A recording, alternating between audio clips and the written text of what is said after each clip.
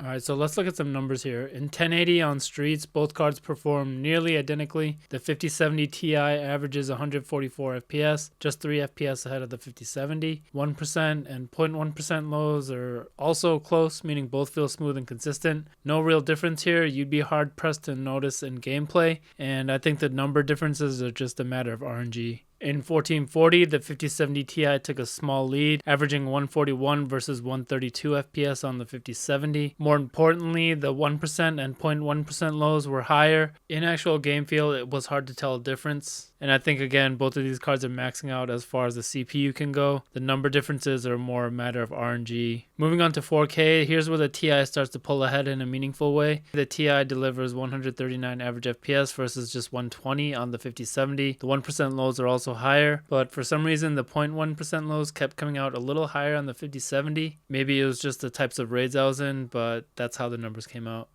Moving on to the customs testing in 1080, the 5070 actually beat the Ti, averaging 221 FPS with better 1% and 0.1% lows. This was with 3 runs on each card, and I think the number difference here again just has more to do with RNG than the difference in performance of these cards. Both of these cards are capable of maxing out the CPU in this game up to 1440. Moving up to 1440, the two basically were dead even in average FPS. The numbers for the lows varied a little bit, but gameplay wise the difference is negligible. Moving on to 4K, this is where the Ti's extra power shows. It's a clear win for the 5070 Ti, delivering 30 more average FPS and much better lows. The extra horsepower keeps it from dropping below 100, while the 5070 dips into the 80s during heavy scenes.